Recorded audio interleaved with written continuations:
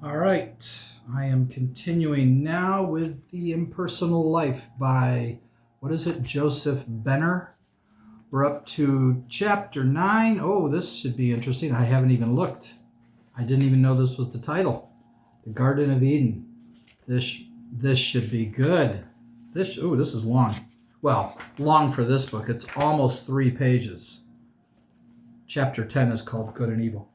Before I start, I'm reading several things, and there are playlists for all the things that I'm reading. I will put them in the description below. There's this D&D module, Pharaoh. It's interesting. I've had lots of problems with it, but I'm told the best is coming. I'm sure the best is coming. I'm reading this fantasy novel, Magic Kingdom for Sale Sold. I will put the playlist for this in the description. And then I wrote 2 D&D novels, and I've narrated these on my channel. You can listen to them. I will put links up for those playlists as well. Along with the playlist for this, I will put this first so that you can start from the beginning, and you have the playlist. Makes it a lot easier to listen to. And I would love to hear comments on any of these things. I would love to hear your thoughts. Where you agree with what's said, where you disagree with what's said. Do you agree with me, with my criticisms of it? I have basically one main problem with it. Other than that, I kind of like it, and I'm glad somebody recommended it to me because it's a very interesting book. All right, let's begin. Chapter 9, The Garden of Eden. Whether or not you have, as I itch, gotta stop the itching. Okay, whether or not you have gotten any clear grasp of what has just been stated, do not discard it as impossible of comprehension.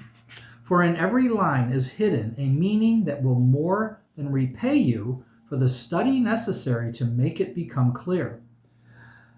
This message is to awaken you to a realization of what you are, to a realization of your real self. It is intended to make you once more conscious of me, your divine self. See, I like all that. So conscious that never again will you be deceived by that other self, which you have imagined as being you, okay, and which so long has lured you on by feeding you with its unsatisfying sense pleasures, its mental dissipations, and emotional delights. Show me someone who doesn't like pleasure, and I'll show you someone who's dead, basically. But okay. Eating good food, that's pleasurable. Before that can be, it will be necessary for you thoroughly to know that supposed other self, that self which you created by thinking it real and separate from me, and then kept alive by giving it the power thus to entice and deceive you. Yes, that self-created self, with its purely selfish pride and ambitions and imagined power, its love of life, of possessions, of being thought wise or good, but which self is merely your human personality, which was born only to die as a separate identity, and as such has no more reality or permanence that the leaf, I think that meant to be than the leaf, the snow, or the cloud. Okay?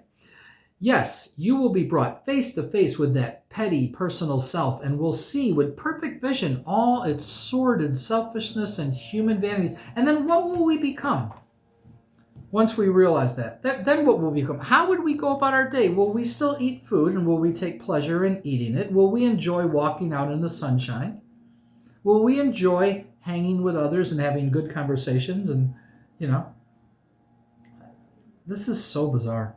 And you will then learn, if you but turn to me and ask in simple faith and trust, that it is I, the infinite, impersonal part of you, abiding always within, who am thus pointing out to you all these illusions of the personality which for so many ages have separated you in consciousness from me, your glorious divine self.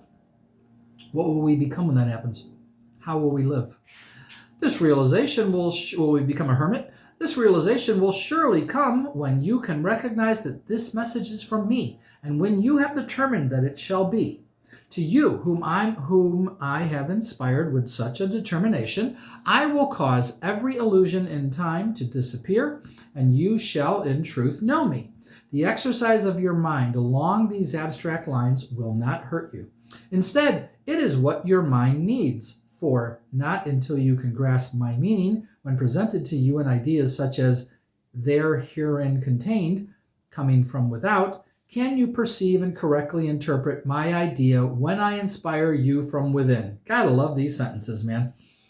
Your mind, I am, thus preparing for use, capitalized, not to gain more earthly knowledge, but in order that you can receive and give forth my heavenly knowledge to those whom I shall bring to you for that purpose. Oh, people are going to come into my life? Cool. I hope they're really beautiful women. Oh, wait, I shouldn't think like that. Darn. With a prayer to me, your own real self, your Father in heaven, that true realization may come. Read carefully what follows. I'm reading very carefully, sir. Joseph. Oh, wait, it's Joseph. It's the father of Jesus. I was wondering who this was. Just messing with him. We have arrived in the course of our consideration of the process of unfoldment of my idea to where the I am of you, manifesting in your immortal soul body or in the thought image created by my thinking, is now ready to take on a substantial form, a form suitable for the earth expression of my attributes. This change from a mental to a mortal form took place after the manner and process of all thinking and creating, and is literally described in the Bible, where it says, I formed man of the dust of the ground and breathed into his nostrils the breath of life, and man became a living soul. Shall I explain further? Yes, please. That the quickening power within my idea, your soul, proceeded to attract to it the various elements of life substance, dust, and atom by atom and cell by cell in due course of time to mold and shape each into substantial reality, after the pattern of the thought image composing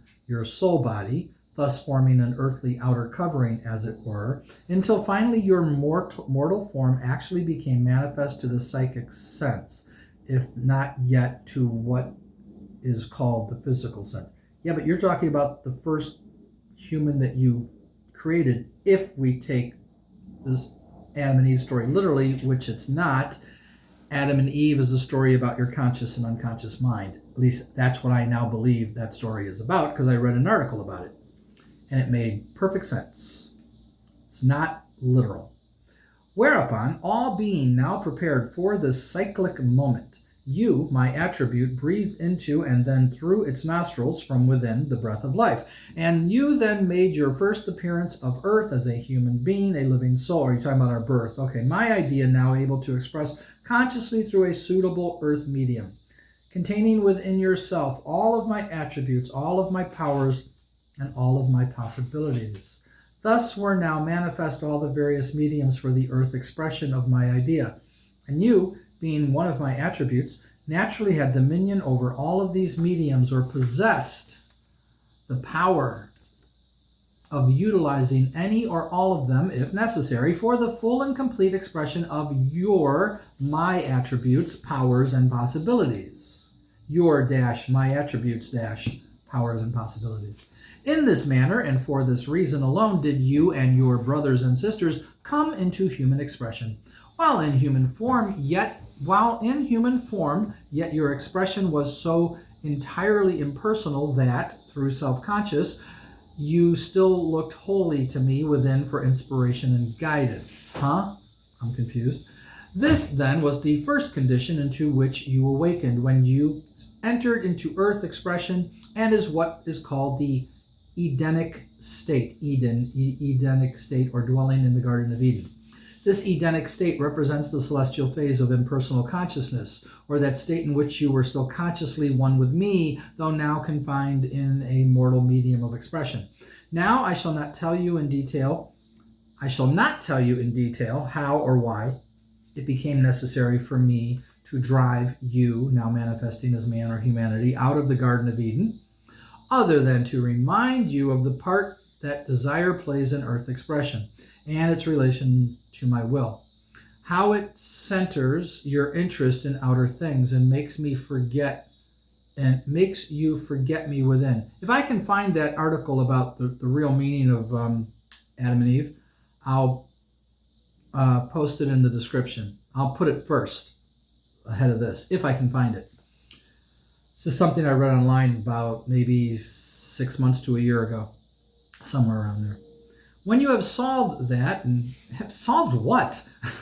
And comprehended somewhat of my reason, then perhaps you can understand the necessity of first causing you, humanity, to fall into a deep sleep. Right, life is a dream. You having arrived at the close of another cycle called a cosmic day, and of letting you dream you had awakened, but in reality you were and are still asleep, and everything from that day to this, including all seeming earthly events and conditions, have been but a dream. Right, I think that's correct. From which you will fully awaken, when we die, only when you, humanity, again become wholly conscious of me within, when we die, and of finding yourself, humanity, no longer outwardly one. I'm saying when we die, that's me interjecting, but no longer outwardly one, but two. One an active, thinking, aggressive part, thereafter called a man, and the other a passive, feeling, receptive part, a womb man or woman. Also the necessity of these seeming earth influences being brought to bear to draw your consciousness from purely celestial delights and to hold it in this. Oh, do you guys not enjoy celestial delights in heaven? Really? Yeah, right. To hold it in this new dream condition in order to develop a mortal mind that you might, through its natural selfish tendencies, become centered entirely upon your earthly mission of mortal expression. So confused. And the wisdom of having this influence through the serpent of selfishness, the shape I caused it to assume in your mind, first generate in the passive feeling, receptive part of your desire. You desire the mortal agent of my will, not your desire. You desire, okay. You desire the mortal agent of my will, which was to supply the motives and the power for the further and complete expression of my attributes on earth. And finally, the necessity of desire casting its complete spell over you, humanity, that your celestial or impersonal nature might be kept deep in sleep until in your dream, by the free but ignorant use of my will, you could taste and fully eat of the fruit of the so-called tree of knowledge of good and evil. Those are two trees, sir. You're making them one. And through the... Oh, no, is it the knowledge of good and evil? Yeah, I'm my bad. It is the tree of the knowledge of good and evil. Of knowledge of good and evil, right. Tree of life is the other one. We need the tree of life, sir. Give it to us, damn it. I'm just messing around now. And through the eating could learn properly to discriminate and know its fruit for what it really is, and thus acquire the strength to use the knowledge thus gained wisely and perfectly in the expression of my idea only. Was that entire paragraph one sentence? I'm looking for a period. No. That entire paragraph right here is all, I think, one sentence. It's going to hold it up there so you can see. I don't see a period anywhere. Okay, he just set a new record. You likewise possibly now can understand how in your dream you became more and more engrossed in and attached to this false earth state through first eating of this fruit and expression, and the wisdom of having this influence through the serpent of selfishness. Is that what he's called, huh? Or SOS? Parentheses, the shape I caused it to assume in your mind, end parentheses. First generate in the passive, feeling, receptive part of you, desire, the mortal agent of my will. Didn't I just read this? Which was to supply the motives and the power for the further and complete expression of my attributes on earth. And finally, the necessity of desire casting its complete spell over you, humanity.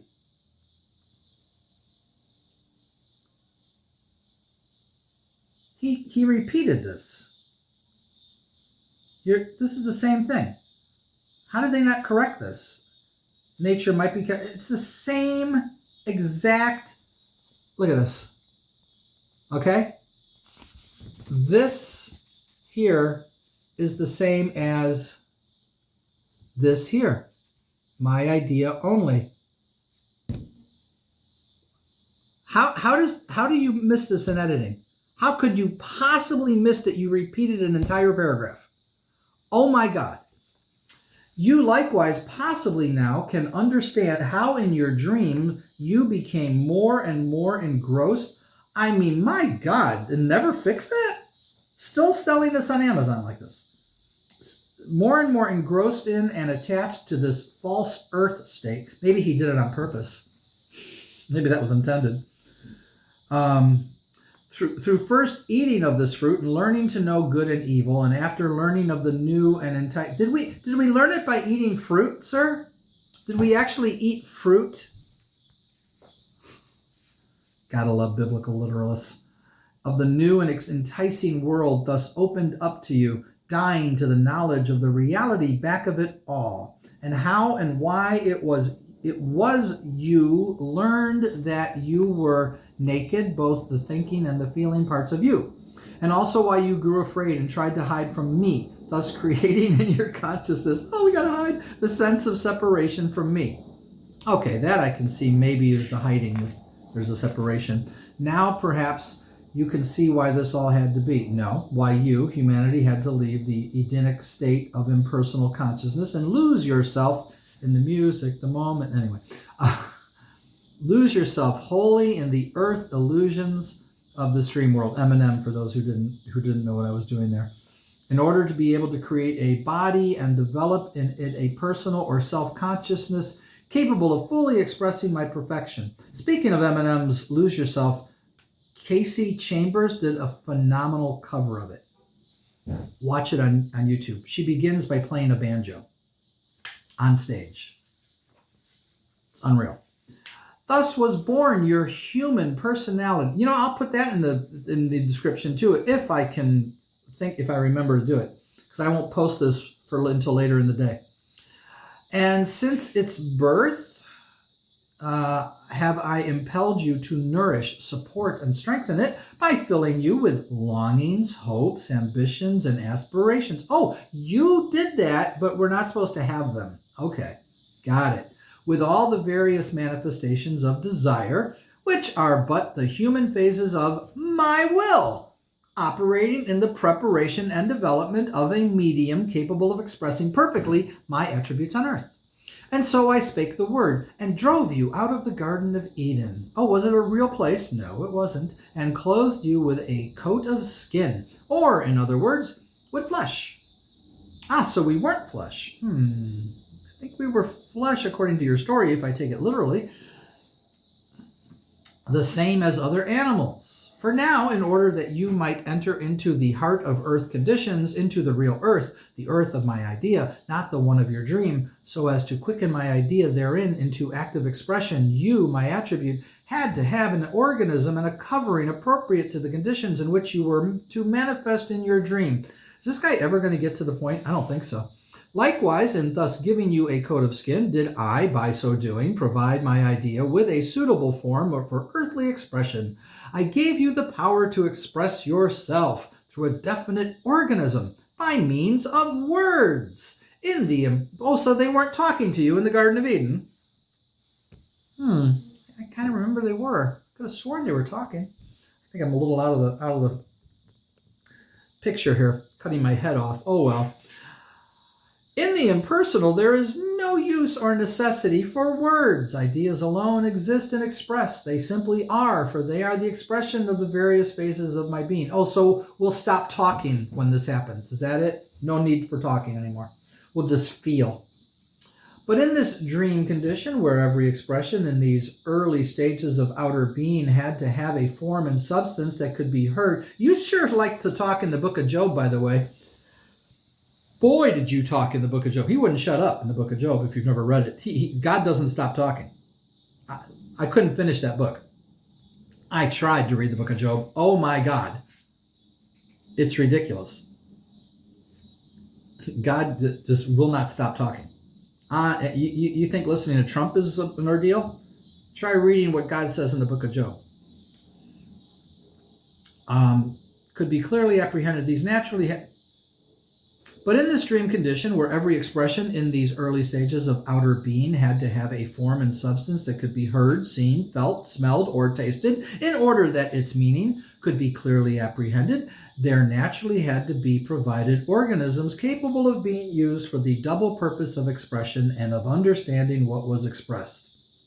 As my idea unfolded itself after your expulsion from Eden, you, one of my divine attributes, dwelling within my idea of that attribute in expression, in turn dwelling within the thought image of myself, and finally manifesting outward in the earth form of words, when impelled by my will in the guise of desire to express my meaning, he's finally going to get to it, began rapidly to increase and multiply.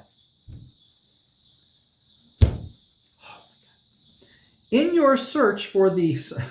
I'm not going to be crude. I could be crude right now, but, oh, increase and multiply, you mean.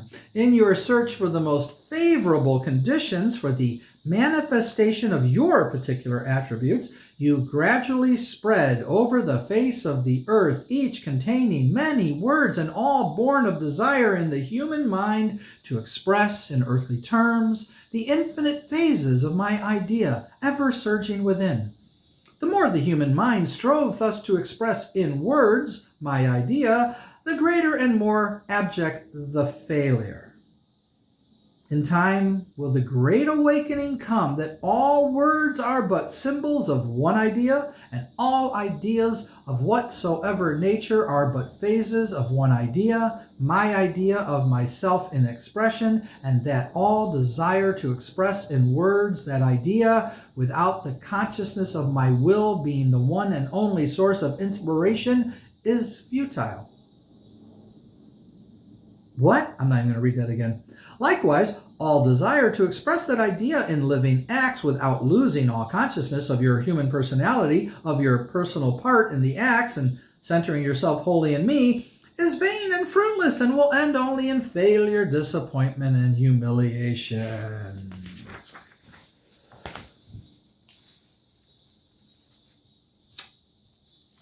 Yeah. Okay. What?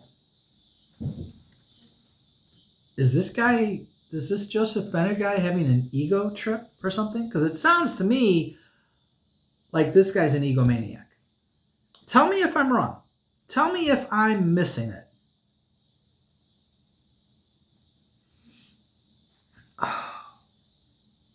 I can't wait to see how this book ends. We've got 34 to 61. Long way to go. So we're about halfway through, I guess. Is that about what this is? Yeah, there's 18 chapters. So I've just finished 9. We're halfway through.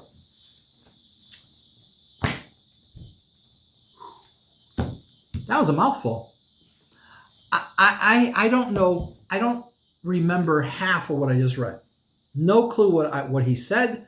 No clue what he's talking. I mean, a little. I have a little bit of an idea of what he's talking about. But in general, the hell are you going on about, babbling on about? Maybe this is God, because this is about how God talked in the book of Job.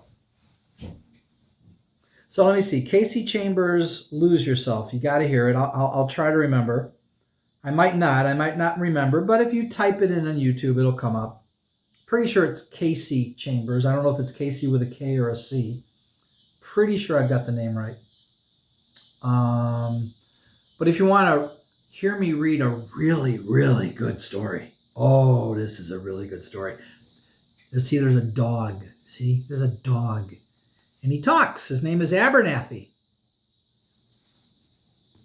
This is a great story. I'm so glad I'm reading this. Not many people are listening to it, sadly, and I'm saddened by it. Because it's such a good story. Oh my God, it's so good. It's so much fun. I think this really happened to him. I think Terry Brooks is Ben Holiday, and this really happened to him.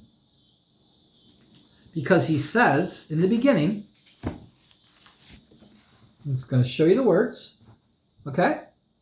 For Kennard, Vernon, Bill, John, and Mike, for you 5 people, 5 guys, It happened something like this.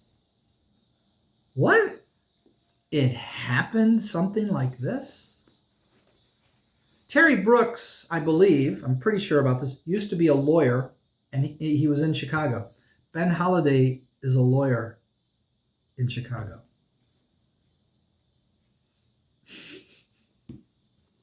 Magic Kingdom for sale. Sold. Great story. This is wild. This is crazy. This is interesting. I like parts of it. I laugh at parts of it. I mock him mercifully at times. Someone said I'm taking it too literally in the comments. I said, okay. I'm just going by what he says, man. If you're going to tell me you cause me to do everything I do and that I can't do anything other than what you caused me to do, then I'm not responsible for anything I did. You are. And if people don't understand that, that's like born-again Christian logic. God is love, but people go to hell when they die, unless they come to faith in Jesus. But God is love. That's the kind of logic that I'm hearing when he says, I cause you to do everything. You don't even think. I'm the one thinking. And I'm the one who makes you do everything that you do. Okay. I mean, imagine if you continued to live your life thinking that were true. That you're not doing anything, that God is making you do things. And then one day you decide, you know what, maybe I should just punch that woman in the face right as she walks by me. And you do it, and you deck her, and you just keep walking. And you'd go, I don't know why you made me do that, God. Why did you make me punch that woman in the face? And then you start feeling bad. I'm like, wait, why are you making me feel bad about punching that woman in the face? And you look back and she's laying there, she's unconscious. And you're like, screw it. And you just keep walking. And you're like, oh, so now you're making me ignore her. Didn't God just make me do all those things? And that's just one example. Take any example of anything you do, good or evil.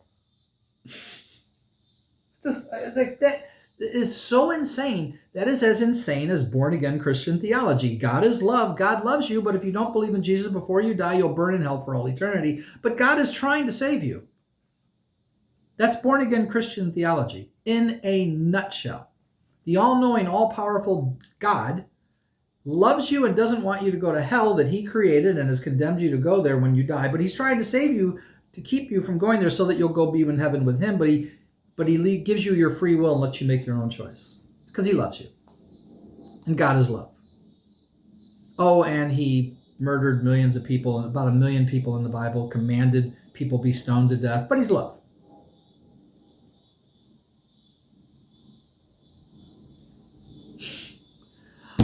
I don't know. I'll be back.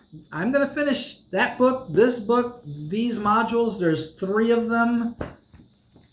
I might read the giant series, G1, G2, and G3. I might go through those too, because why not? But only when I come on here and talk about stuff do I get more views and more comments. And when I talk about born-again Christianity, people are disliking my videos now.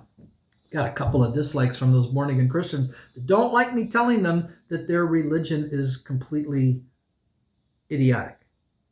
Can't handle hearing they're wrong because the Bible is inerrant. What are you talking about? Of course hell exists. We know it because the Bible is inerrant. Oh, so funny. I can't understand why people can't see how illogical their reasons are. I simply desired to know truth, and I started to pursue truth. And in that desire to want to know what is true and what isn't, I've come to where I am today. Still open to the possibility that I could be wrong about anything. Will always feel that way probably until the day I die, saying I could be wrong. There might not be a God. Atheism might be true. It could be true. What are you going to do if it is? Nothing. I'm not going to do anything if it's true. Then there's no God, and when I die, I'm dead. Or maybe there's still life after death. Maybe atheism is true, and there's still life after death. Don't know. I'm not concerned whether or not I can figure it out. I would like to figure it out, but if I can't figure it out, oh well. What are you going to do? I just don't understand why people think the way they do and can't see the flaw of their logic when I spell it out for them. I spell it out in detail. I've done it in like 3 videos now, and dislike. I don't like them saying those things. One guy said, you can't question what God does and say it's not love because God is love. So you can't question anything God does and say it's not loving. So if God murders someone, he loves them. That's God. That's love. I can't question it. I said to him, so if God tortures you when you go into heaven, you won't question it, right? If God tortures you, because you can't question it, because God is love. Now he's going to torture you in heaven. You're okay with that, right? You can't question it. You just said, I can't question God, so you won't question God either if he tortures you in heaven, right? Oh, no, wait. God would never do that. That's their response. God would never do that. God would never murder people or tell people to murder people. Well, nobody did in the Bible, so we know it's true. Talk to y'all later, guys.